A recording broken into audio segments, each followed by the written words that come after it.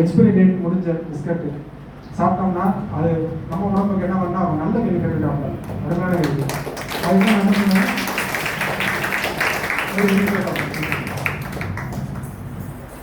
நம்ம வீட்டில் வாங்குறோம்ல, உதாரணத்துக்கு சொல்லணும்னா நம்ம வீட்டில் பால் வாங்குறோம் இல்லையா, பால் காலையில் நம்ம வாங்கிறாங்கல்ல, அது காய்ச்சி வச்சுருந்தோம்னா எவ்வளோ நேரத்துக்கு நல்லாயிருக்கும்?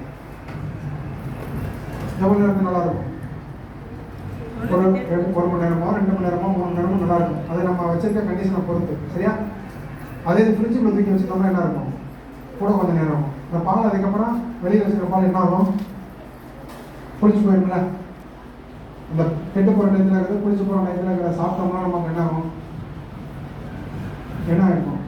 வாமிட் வரும், தலைவலி வரும், டயரியா போகிறதுக்கு இன்னும் அவங்களோட உடம்பு கண்டிஷனை பொறுத்து லூஸ் மோஷன் போகும் இல்லையா? புளிச்ச விஷயங்களை சாப்பிட்டோம்னா பால் புளிச்சிருச்சுனாலே என்னது, பக்குவமாக வச்சு தயிராக இருந்துச்சுன்னா அதோட சத்து வேற. இதே மாதிரி தான் அந்த காலாவதி தேதியை தாண்டின உணவுப் பொருட்களை பிஸ்கட்டை சாப்பிட்டோம்னா என்ன ஆகும்?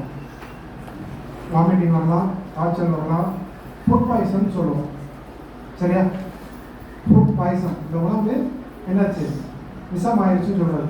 அதனால காய்ச்சல், வாந்தி, தலைவலி, சரியா, வயிற்றுப்போக்கு இதெல்லாம் வரும். சரிங்களா? இந்த கொஸ்டின் கேட்டது யாரு? நீங்கள் தான். வெரி குட், நல்ல கொஸ்டின். இந்த பிரச்சனைகள் வரும்பா, தலைவலி வரும், காய்ச்சல் வரும், வயிற்று உபாதை வரும், வாமிட் வரும். சரியா? எவ்வளோ விஷயங்கள் இருக்குது. வெரி குட், நல்ல கொஸ்டின், சூப்பரான கொஸ்டின்.